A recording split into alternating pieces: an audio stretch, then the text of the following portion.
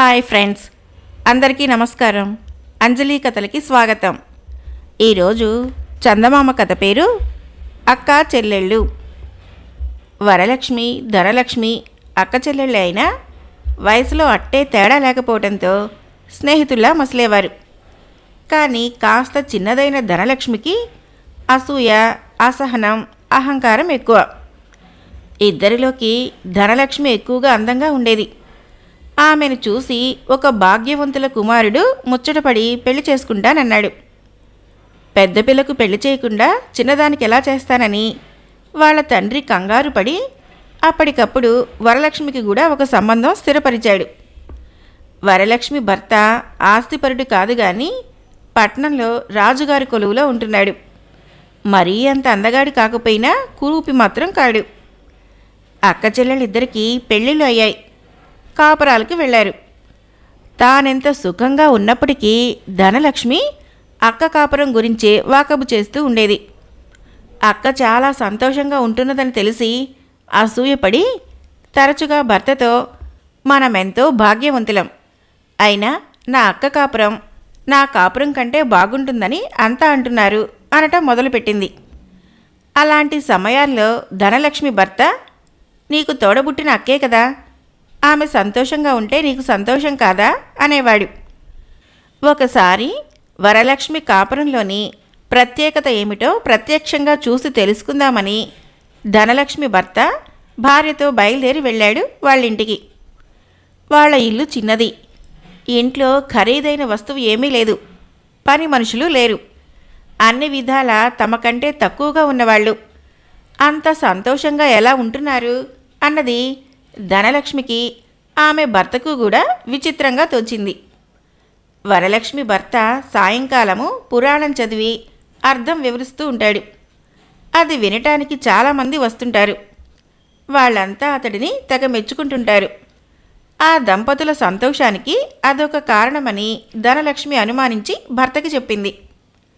మర్నాడు సాయంత్రము వరలక్ష్మి భర్త పురాణం చదువుతూ ఉంటే దానికి ధనలక్ష్మి భర్త కొత్త కొత్త అర్థాలు చెప్పాడు. అతడి పురాణ జ్ఞానానికి వచ్చిన వాళ్ళంతా ఎంతో ఆశ్చర్యపడి, అయ్యా, తమ ఊళ్ళో తమరు పురాణాలు చెబుతూ ఉంటారా అని అడిగారు. నాకు పురాణాలు చెప్పాలనే ఉంటుంది, కానీ తీరుబడి దొరకదు. రోజు నా ఇంటి చుట్టూ వ్యాపార సంబంధమైన విషయాల్లో సలహాల కోసం ఎందరో తిరుగుతూ ఉంటారు. నా సలహాల వల్ల వాళ్లకు నెలకు లక్షల వరహాల లాభం ఉంటాయి. మరి పురాణ జ్ఞానం చదివితే అబ్బుతుంది, వ్యాపార జ్ఞానం పుట్టుకతో రావాలి కదా అన్నాడు ధనలక్ష్మి భర్త. అంతా అవునంటూ మెచ్చుకున్నారు. కొందరు అతడిని సలహాలు కూడా అడిగారు. వరలక్ష్మి భర్త కూడా, పని పాట లేని వాళ్ళకే పురాణాలు, మా తోడల్లుడికి ప్రతి క్షణము ఎంతో విలువైనది అని తోడల్లుడిని మెచ్చుకున్నాడు. వరలక్ష్మి వద్ద పాతకాలపు దేవతా విగ్రహం ఒకటి ఉన్నది. ఒక రోజున పెరట్లో గొయ్యి తవ్వుతుంటే అది ఆమెకు దొరికింది. ఆ విగ్రహం చూడటానికి ఎంతో అద్భుతంగా ఉంటుంది. దాన్ని ఎంతైనా ధర ఇచ్చి కొంటామని చాలామంది అడిగారు. వరలక్ష్మి అమ్మలేదు. ఆ విగ్రహాన్ని చూడటానికి ఎందరో వచ్చి వెళుతూ ఉంటారు. ఆ కారణంగా వరలక్ష్మి గర్వపడుతున్నదని ధనలక్ష్మి అనుమానించింది. 4 రోజులు అక్కడ ఉండి తిరిగి ఇంటికి వెళ్ళేటప్పుడు అక్కాబావల్ని తమ ఇంటికి రమ్మని ధనలక్ష్మి మరీ మరీ ఆహ్వానించింది.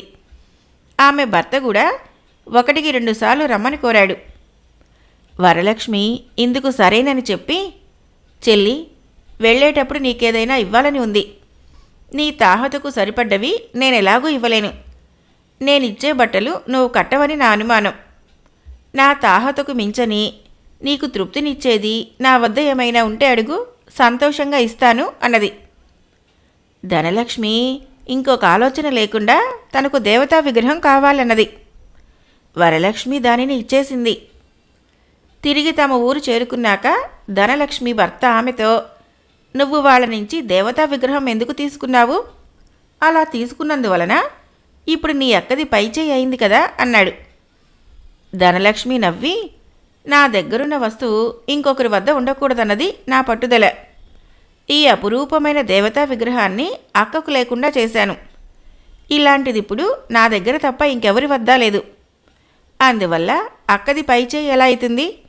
ఈ విగ్రహాన్ని అక్క ఇచ్చినట్లు ఎవరికీ చెప్పను గదా అన్నది. కొన్నాళ్ల తర్వాత వరలక్ష్మి ఆమె భర్త ధనలక్ష్మి ఇంటికి వచ్చారు. వాళ్ళకి తన వైభవాన్నంతా చూపి ఎంతో గర్వపడింది ధనలక్ష్మి. తన చెల్లెలు అంత వైభవంగా జీవిస్తున్నదని వరలక్ష్మి కూడా చాలా సంతోషించింది. అయితే ఇదంతా నటన అని అక్క మనసులో బాధపడుతున్నదని ధనలక్ష్మి అనుకున్నది.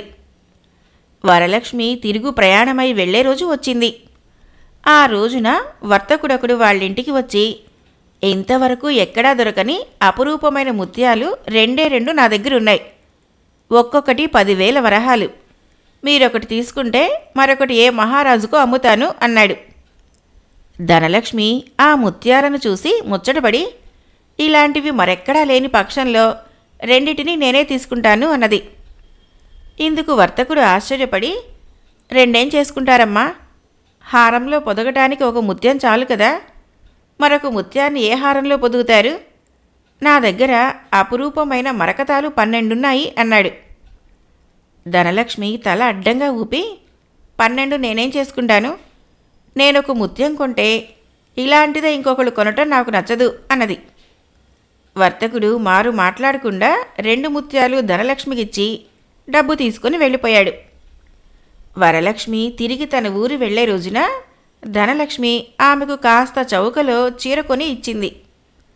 ఆ తర్వాత నుంచి ధనలక్ష్మి సంతోషానికి అవధులు లేవు.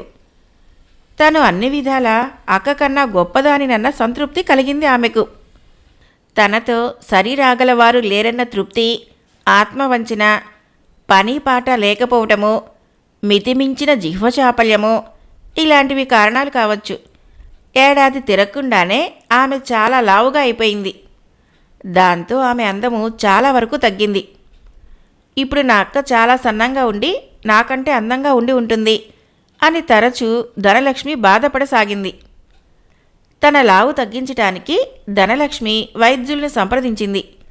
వాళ్ళామెను పరీక్షించి, అమ్మా, ఇది ఊబవళ్ళు. దీనివల్ల మీకు కీళ్ల నొప్పులు, గుండెపోటు, ఉబ్బసము వగైరా వ్యాధులెన్నో వచ్చే ప్రమాదముంది. కొంతకాలం పాటు మీరు తిండి బాగా తగ్గించాలి, ఎక్కువగా వ్యాయామం చేయాలి అని చెప్పారు. వైద్యుల సలహా పాటించాలనుకున్న ధనలక్ష్మి వ్యాయామం చేస్తే ఆయాసం రాసాగింది. తిండి తగ్గిస్తే నీరసం. ఇక తను బతికినంత కాలము ఓబ ఒంటితో లావుగా ఉండిపోతానని బెంగపెట్టుకున్నది. అందువలన ఆమెకేదో జబ్బు చేసి మంచం పట్టి మనిషి కాస్త చిక్కింది. ఈలోగా చెల్లెలు జబ్బు గురించి తెలిసి చూడటానికి వచ్చింది వరలక్ష్మి. అక్కను చూడగానే ధనలక్ష్మి ముఖము ఇంతయింది. ఎందుకంటే ఆమె ఇప్పుడు తనకంటే లావుగా ఉంది. అదేమిటి ఇంత లావుగా అయిపోయావు అని అడిగింది ధనలక్ష్మి పట్టరాని సంతోషంతో. ఆమెకు ముఖంలో సంతోషం దాగటం లేదు. చెల్లెలు తన యోగక్షేమాల గురించి తెలుసుకోకుండా లావు గురించి మాత్రమే సంతోషిస్తున్నందుకు వరలక్ష్మికి మనస్సు చివుక్కుమనది. అయినా ఆమె చెల్లెలి జబ్బు గురించి వివరాలడిగి తెలుసుకున్నది. ధనలక్ష్మి లావుగా ఉన్న అక్కను చూసి సంతోషం కొద్దీ ఆమెను బలవంత పెట్టి చాలా రోజులు తన ఇంట ఉంచుకున్నది. క్రమంగా ఆమె జబ్బు చేత్తో తీసేసినట్లు మాయమైపోవటంతో ఆమెకు మరికాస్త ఒళ్ళు వచ్చింది. అప్పటికి వరలక్ష్మి భర్తకు తన మరదలు ధనలక్ష్మి మనస్తత్వం గురించి పూర్తిగా అర్థమైంది. అతడి భార్యతో, ఏమనుకోకు, లోగడే చెబుదామనుకున్నాను. నువ్వు సన్నగా ఉంటే ఎంతో అందంగా ఉంటావు, ప్రయత్నించి ఒళ్ళు తగ్గించుకో అన్నాడు. అందం మాట దేవుడెరుగు, వళ్ళి తగ్గించుకునేందుకు నానా హైరాణ పడాలి అన్నది వరలక్ష్మి సిగ్గుగా. నీకోసం కాదు, నీ చెల్లెలి కోసం అన్నాడు వరలక్ష్మి భర్త. అతడు చెప్పేదేమీ అర్థం కాలేదన్నట్లు చూసింది వరలక్ష్మి. అప్పుడు ఆమె భర్త, నువ్వు లావుగా ఉన్నావని ఇప్పుడు నీ చెల్లి చాలా సంతోషిస్తున్నది. ఆమెది జబ్బు వళ్ళని నా అభిప్రాయం. తగ్గించుకోకపోతే రకరకాల కొత్త జబ్బులు వస్తాయి. నువ్వు ఒళ్ళు తగ్గించుకున్నావంటే నీ మీద పంతం కొద్దీ ఒళ్ళు తగ్గించుకునేందుకు శ్రద్ధగా ప్రయత్నిస్తుంది. నువ్వు ఆరోగ్యంగా ఉన్నా సరే నీ చెల్లెలి ఆరోగ్యం కోసం నీ ఒళ్ళు తగ్గించుకోక తప్పదు అన్నాడు. అప్పటికి వరలక్ష్మికి పూర్తిగా పరిస్థితి అర్థమైంది. ఆమె భర్త చెప్పినట్లే చేసింది. పంతం కొద్దీ ధనలక్ష్మి అక్కలాగే తను తిండి తగ్గించి వ్యాయామం చేసి తన ఒళ్ళు కూడా తగ్గించుకొని సన్నగా నాజూకుగా తయారైంది. ఆ విచిత్రమైన అక్క చెల్లెళ్ళ అనుబంధము చాలా కాలం అదే విధంగా కొనసాగింది. కథ అయిపోయింది. ఫ్రెండ్స్, మరొక కథ చెప్పుకుందాం. ఈ కథ పేరు పెళ్లి దొంగ. కాంచనపురం అనే ఊళ్ళో కుచేలయ్య అనే పేదవాడు ఉండేవాడు. ఆయన తాతా తండ్రులు మంచి ఆస్తిపరులు. అయితే అతడి తండ్రి వ్యాపారంలో బాగా నష్టపోయి ఆ దిగులుతో చనిపోయాడు. అప్పటికి కుచేలయ్యకు 4 పిల్లలు. అతడు ఉన్న ఊళ్ళో కూలీ నాలీ చేసుకుని బతుకు సాగించటం అవమానంగా తోచి చాలా దూరంలో ఉన్న మరొక ఊరుకు భార్యాపిల్లలతో వలసపోయాడు. అక్కడ అతడెంత కష్టపడి పనిచేసినా ఆ సంపాదనతో అతడి కుటుంబ అవసరాలు తీరేవి కావు. ఇలా ఉండగా కుచేలయ్యకు ఒకరోజు ఎక్కడా పని దొరకలేదు. ఊరు నిండా చేసిన చిల్లర అప్పులు తీర్చకపోవడంతో అప్పు ఇచ్చేవాళ్ళెవరూ కనిపించలేదు. కడుపు ఆకలితో భగభగా మండిపోతున్నది. అంతకంటే అతడికి ఎక్కువ బాధ పెళ్ళాం పిల్లల ఆకలి తీర్చలేకపోతున్నానే అన్నది. ఇలా తీరని ఆవేదనతో రోజంతా అక్కడా ఇక్కడా తిరిగిన కుచేలయ్య సాయంత్రం అయ్యేసరికి ఒక సంపన్నుడి ఇంటి ముందు నుంచి వెళ్ళసాగాడు. ఆ సంపన్నుడి ఇల్లంతా చాలా సందడిగా ఉన్నది. ఒక పందిరి కింద చుట్టూ దడి కట్టి వంటలు చేస్తున్నారు. ఆ వంటల గుమగుమలతో కుచేలయ్యకు ప్రాణం లేచి వచ్చినట్లయింది. కుచేలయ్య ఆగి వంటలు జరుగుతున్న ప్రదేశాన్ని జాగ్రత్తగా పరిశీలించసాగాడు. అందరూ భోజనాల సందడిలో ఉన్నారు. అతడు ఒకసారి తన మాసిపోయిన పంచ చిరిగిన చొక్కా కేసి చూసుకున్నాడు. ఈ స్థితిలో తను పెళ్లివారితో కలిసి భోజనం చేయలేడు. మరేం చెయ్యాలి? కుచేలయ్య బాగా ఆలోచించి వంట కోసం కట్టిన దడిలోకి సమయం చూసి దూరాడు. అక్కడ ఒక గారె తీసుకొని అతడు తినబోతూ ఉండగా అటువైపుకు ఎవరో వస్తూ కనిపించారు. వెంటనే అతడు పక్కన ఉన్న ఒక పెద్ద అండా వెనక్కి చేరి ఒదిగి కూర్చున్నాడు. ఎర్రగా లావుగా ఉన్న ఒక మధ్య వయస్కురాలు వంటశాలలోకి వచ్చింది.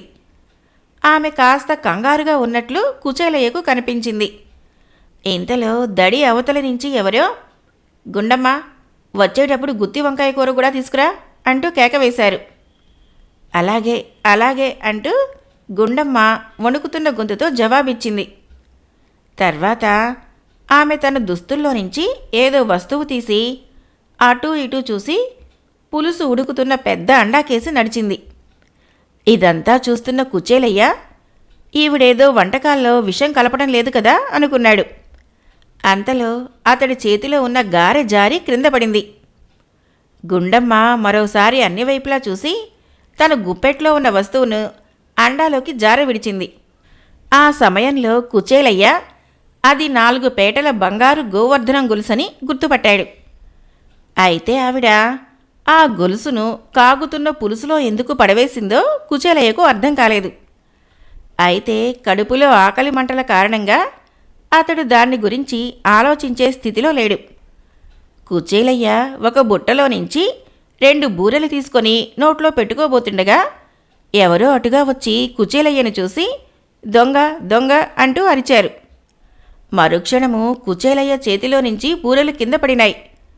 అతడు లేచి పారిపోదామనుకునేటంతలో 4 పనివాళ్లు అక్కడికి వచ్చి కుచేలయ్యను పట్టుకుని తీసుకుపోయి ఇంటి యజమాని ముందు నిలబెట్టారు. వాళ్ళు యజమానితో, అయ్యా, రాత్రి దొంగను పట్టడం మహాసులువు, పగటి దొంగను పట్టడం మాత్రం మహా కష్టం అంటారు. అయితేనేం, మేము ఎంతో చాకచక్యంగా వలవేసి వీడు బూరెలు దొంగిలిస్తూ ఉండగా పట్టేశాం. పెళ్లి సందడిలో రకరకాల దొంగలు కాచుకొని ఉంటారు. వీడు మహా ప్రమాదమైన దొంగలా ఉన్నాడు అన్నారు. యజమాని పరిహాసంగా నవ్వి, మీరంతగా చెప్పనవసరం లేదు, వీడు పెళ్లి దొంగ అన్నమాట అన్నాడు. తనను యజమాని దొంగ అన్నందుకు కుచేలయ్య కోపంతో వణిగిపోతూ, అయ్యా, నేను దొంగను కాను, 4 పిల్లలకు తండ్రిగా చేసేందుకు పనిలేక ఆకలితో అలమటిస్తున్న ఒక దరిద్రుణ్ణి. నేనీనాటి వరకు ఆకలి జయించాననుకునేవాడిని. ఇప్పుడు ఆకలి నన్ను జయించి మీ వంటశాలలోకి పంపింది. అసలైన దొంగ నా ఆకలి అన్నాడు. ఇంటి యజమాని కుచేలయ్య కేసి వినోదంగా చూస్తూ, నేరానికి శిక్ష పడవలసిందే కదా, నేరం నువ్వు చేసినా నీ ఆకలి చేసినా ఒకటే అన్నాడు. తర్వాత ఆయన పనివాళ్లతో, ఇతన్ని నా గదిలోకి తీసుకురండి అని చెప్పి బయలుదేరాడు. పనివాళ్లు కుచేలయ్యను యజమాని గదిలోకి తీసుకుపోయారు. అక్కడే భోజనాల బల్ల ముందు తను కూర్చుని కుచేలయ్యను ఎదురుగా కూర్చోమని అతడికి పనివాళ్ల చేత రకరకాల వంటకాలతో భోజనం పెట్టించాడు. కళ్ళలో నీళ్లు గిర్రున తిరుగుతూ ఉండగా కుచేలయ్య కడుపు నిండా భోజనం చేశాడు. నీకు భోజనం ఎందుకు పెట్టానో తెలుసా అని అడిగాడు ఇంటి యజమాని. తెలీదన్నట్లు తల అడ్డంగా ఊపాడు కుచేలయ్య. అన్నం పరబ్రహ్మ స్వరూపం అన్నమాట. లోకంలో దాన్ని దొంగిలించి తినవలసిన దుస్థితి ఏ మనిషికి రాకూడదు. నిన్ను చూస్తే రాటు తేలిన దొంగలా లేవు, చదువు సంధ్యలున్నవాడిలా కనిపిస్తున్నావు. దొంగతనం చేయవలసిన పరిస్థితి నీకెలా కలిగింది అని అడిగాడు ఇంటి యజమాని. అప్పుడు కుచేలయ్య తన తండ్రి వ్యాపారంలో తిరిగి కోలుకోలేనంతగా నష్టపోయి ఆ దిగులతో చనిపోయిన సంగతి, ఇప్పుడు తమ భార్యాపిల్లల్ని పోషించలేక పడుతున్న ఇక్కట్లను గురించి ఇంటి యజమానికి వివరంగా చెప్పాడు. అంతా విన్న యజమాని పెద్దగా నిట్టూర్చి, వ్యాపారం అంటే లాభాలే కాదు, నష్టాలు కూడా. సరే, ఇప్పుడు పరిస్థితుల కారణంగా నువ్వు దొంగవయ్యావు. రేపు నీ పిల్లలు గజదొంగలయ్యే ప్రమాదం ఉంది. ముందు నీ ఆకలి తీర్చాను, రేపురా నీకు ఉద్యోగం ఇస్తాను, నీ భార్యాపిల్లలకు భోజనం పట్టుకెళ్ళు అన్నాడు. వెంటనే కుచేలయ్య ఆయన పాదాలంటి, అయ్యా, మీ రుణం ఈ జన్మలో తీర్చుకోలేను. నాకు కడుపు నిండా భోజనం పెట్టారు, అది పెళ్లి భోజనం. కానీ వంటకాలు ఎలా ఉన్నాయని తమరు నన్ను అడగలేదు అన్నాడు. కుచేలయ్య ఇలా అనగానే ఇంటి యజమాని ఏదో అనుమానం కలిగిన వాడిలాగా కనుబొమ్మలు చిట్లించి, నిజమే, వంటకాలు ఎలా ఉన్నాయి అని అడిగాడు. అయ్యా, వంటకాలన్నీ చాలా బాగున్నాయి, అయితే ముఖ్యంగా బంగారు పులుసు మాత్రం అద్భుతం అన్నాడు. బంగారు పులుసా? చెప్పదలిచిందేమిటో వివరంగా చెప్పు అన్నాడు యజమాని. కుచేలయ్య అప్పుడు వంటశాలలో తను చూసింది చెప్పాడు. యజమాని స్వయంగా దగ్గరుండి అండాలో నుంచి బంగారు గొలుసు బయటికి తీయించాడు. అది పెళ్లి కూతురి నగ. ఆ నగను దొంగిలించిన పని మనిషి గుండమ్మను గట్టిగా ప్రశ్నించేసరికి ఆమె తన నేరాన్ని ఒప్పుకున్నది. ఆకలికి తట్టుకోలేక బూరెలు దొంగిలించి తింటూ తన పనివాళ్లకు పట్టుబడి అసలు పెళ్లి దొంగను పట్టి ఇచ్చిన కుచేలయ్య మీద ఇంటి యజమానికి మరింత ఆదరాభిమానాలు కలిగినాయి. ఆయన అన్ని విధాలా కుచేలయ్యకు తన దగ్గర మంచి ఉద్యోగం ఇచ్చి ఏనాడు అతడి కుటుంబము కష్టాల పాలు కాకుండా ఆదుకున్నాడు. కథ అయిపోయింది. ఫ్రెండ్స్, మరొక కథ చెప్పుకుందాం. కథ పేరు తండ్రి సలహా. గోవిందు అనేవాడికి చాలా బాధ్యతలున్నాయి. తండ్రికి పట్టిన అనారోగ్యం పోవాలంటే వైద్యం చేయించాలి. తల్లికి పట్టుబట్టలు కట్టాలని చాలా కాలంగా మనసు, అది తీర్చాలి. 2 చెల్లెళ్లకు పెళ్లి చేయాలి. ఇల్లు పాడుపడిపోయింది, దాన్ని బాగు చేయించాలి. ఇన్ని బాధ్యతలు నెరవేర్చటానికి వాడికి వేరే ఆస్తి లేదు. బుర్రలో తెలివితేటలున్నా లౌక్యం తెలియని మితిమీరిన మంచితనం వల్ల అవి రాణించటం లేదు. ఏమైనా మంచివాడి తెలివితేటలు ఇతరులకు సాయపడటానికే తప్ప స్వార్థానికి పనికిరావు కదా. చాలామంది వాడికి ఎలాగో అలా డబ్బు సంపాదించమని సలహా ఇచ్చారు. తండ్రి మాత్రము, నాయనా, ఎన్ని కష్టాలు పడినా మంచితనం మాత్రం విడిచిపెట్టకు, అసలైన సంతోషము మంచితనం వలనే కలుగుతుంది అంటూ ఉండేవాడు. ఉన్న ఊళ్ళో సంపాదన చాలటం లేదని ఒక రోజున గోవిందు పట్నం బయలుదేరాడు. దారిలో ఒక పెద్ద అడవి ఉంది. అడవిలో కొంత దూరం నడిచాక అలసట పుట్టి వాడొక చెట్టు కింద విశ్రమించాడు. ఆ చెట్టు మీద చాలా కాలంగా దెయ్యం ఒకటి ఉంటున్నది. తోడుగా ఎవరూ దొరక్క దానికి తోచటం లేదు. అది గోవిందును చూస్తూనే చప్పున కిందకి ఉరికింది. అది భయపడుతున్న గోవిందుకు ధైర్యం చెప్పి వివరాలు అడిగి తెలుసుకొని, నాకేమైనా మంచి కబుర్లు చెప్పు, నువ్వు పట్నం వెళ్ళనక్కర లేకుండా ఇప్పుడే బోలుడు డబ్బులిస్తాను అన్నది. గోవిందు ధైర్యం తెచ్చుకొని దయ్యానికి ఒక గజదొంగ కథ చెప్పాడు. అది ఉత్సాహంగా కథ విని నువ్విక్కడే నాకు తోడుగా ఉండిపో. నీ మాట తీరు, చెప్పిన కథ చాలా బాగుంది అన్నది. అందుకు గోవిందు తప్పకుండా అలాగే చేద్దును, కానీ నాకు చాలా బాధ్యతలు ఉండిపోయాయి కదా అన్నాడు. దెయ్యం వాడికి సంచి నిండుగా బంగారు నాణాలిచ్చి, పోయి త్వరగా నీ బాధ్యతలు తీర్చుకొనిరా, నాకు తోడుగా ఉందువు కాని అన్నది. గోవిందు ఇంటికి తిరిగి వెళ్ళి తండ్రికి వైద్యం చేయించాడు. తల్లికి పట్టుచీర కొన్నాడు. ఇల్లు బాగు చేయించాడు. కొద్దిగా పొలం కొని పేద రైతుకొకడికి కౌలుకి ఇచ్చాడు. ఆ తర్వాత వాడికి దయ్యం విషయం గుర్తుకు వచ్చి అడవికి వెళ్ళాడు.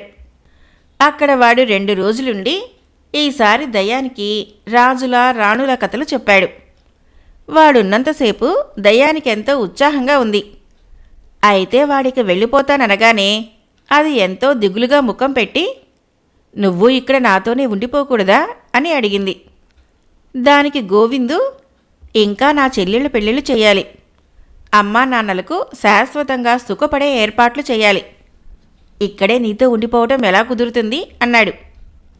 దయ్యం వాడికి ఇదివరకటి కంటే రెట్టింపు బంగారాన్నిచ్చి, సరే నీ బాధ్యతలన్నీ వదిలించుకునిరా అని చెప్పింది. గోవిందు ఇంటికి పోయి మరింత పొలం కొన్నాడు. చెల్లెళ్ళిద్దరికీ పెళ్ళిళ్ళు చేసి వాళ్ళు మంచివాళ్లని, తన తల్లిదండ్రులను చాలా ప్రేమగా చూసుకుంటారని నమ్మకం కుదిరాక వాడికి చాలా సంతోషం కలిగింది. ఇక వాడు దయ్యం కోరికను తీర్చవలసి ఉన్నది. గోవిందు దయ్యం విషయం బాగా ఆలోచించాడు. తను మనిషిగా ఉన్నంతకాలము మనసు తన వాళ్ళకేసి లాగుతూ ఉంటుంది కనుక తను దయ్యమైతే శాశ్వతంగా దానికి తోడుగా ఉండవచ్చు.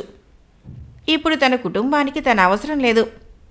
తనకెంతో ఉపకారం చేసిన దయ్యానికి సంతోషం కలిగించాలంటే ఆత్మహత్య చేసుకుని దయ్యంగా మారటం ఒకటే మార్గం.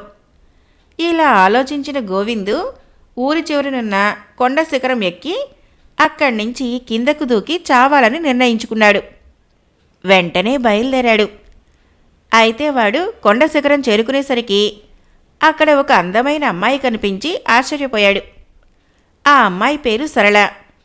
చిన్నప్పుడే తల్లి చనిపోతే తండ్రి 2వ పెళ్లి చేసుకున్నాడు. సవతి తల్లి నానా బాధలు పెడితే ఎలాగో సహించింది. ఇప్పుడు ఆ సవతి తల్లి డబ్బు కాసించి ఒక రోగిష్టి ముసలివాడికిచ్చి పెళ్లి చేయాలనుకుంటున్నది. తండ్రి కిమ్మనటం లేదు. ఆత్మహత్య చేసుకోవాలని పొరుగురు నుంచి ఇక్కడికి వచ్చింది. ఇంతలో గోవిందు కూడా అక్కడికి రావటం జరిగింది.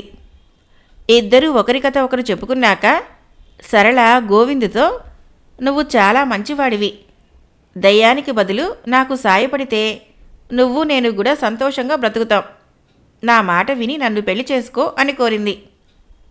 నాకు నువ్వు నచ్చావు, కానీ దయ్యానికి ప్రత్యుపకారం చేయటం నా కర్తవ్యం, అందువల్ల నేను చావక తప్పదు అన్నాడు గోవిందు. ఆ జవాబు విని సరళ కొంచెంసేపు ఆలోచించి, చూడు, నువ్వు చాలా పుణ్యాత్ముడివి, మంచివాడివి, నీ వంటివాడు చస్తే దయ్యం అవడు, సరాసరి స్వర్గానికి వెళతాడు, అప్పుడు దయ్యానికి బొత్తిగా తోడుండదు, నా మాట విని నన్ను పెళ్లి చేసుకో, మనమిద్దరము ఇప్పటిలాగే మనుషులుగానే ఉంటూ దయ్యం ఉన్న చెట్టు దగ్గర నివాసం ఏర్పరచుకుందాం, నువ్వు దయ్యానికి తోడు, నేను నీకు తోడు అన్నది. ఆమె మాటలు గోవిందుకు న్యాయంగా తోచాయి. భూమ్యాకాశాల సాక్షిగా వాడు అప్పటికప్పుడే ఆమెను పెళ్లి చేసుకొని వెంటనే బయలుదేరి అడవిలో దెయ్యముండే చెట్టు వద్దకు వెళ్ళాడు. అప్పుడు వాళ్ల ముందుకు దేవతా పురుషుడొకడు ప్రత్యక్షమై, నేనొక శాపగ్రస్తుణ్ణి, అన్ని సుఖాలు అనుభవించే అవకాశం ఉండి కూడా దయ్యాన్నైన నాకు బుద్ధిపూర్వకంగా సాయపడేందుకు త్యాగం చేయదలిచిన నీ కారణంగా శాప విముక్తి కలిగింది, మిమ్మల్ని దీవించడం కోసం ఇక్కడ కాచుకొని ఉన్నాను, ఇదే మీకు నా చివరి దర్శనం అంటూ వాళ్లను దీవించి ఇద్దరికీ చెరొక సంచి నిండుగా బంగారు నాణాలిచ్చి మాయమయ్యాడు. దయ్యము తనకు సాయం చేసినందుకు తను దానికి సాయపడ్డానని గోవిందు చాలా ఆనందపడ్డాడు. తర్వాత వాడు బంగారాన్ని సరళను వెంటబెట్టుకొని సంతోషంగా తల్లిదండ్రుల వద్దకు వెళ్ళి వాళ్ళ చేతుల మీదుగా సరళను వివాహం చేసుకొని చాలా కాలం 10 మందికి సాయపడుతూ సుఖంగా తృప్తిగా జీవితం గడిపాడు. కథ అయిపోయింది. ఫ్రెండ్స్, నా కథలు నచ్చినట్లయితే మన ఛానల్ని తప్పకుండా సబ్స్క్రైబ్ చేయండి, లైక్ చేయండి, షేర్ చేయండి, కామెంట్ చేయండి. Thank you.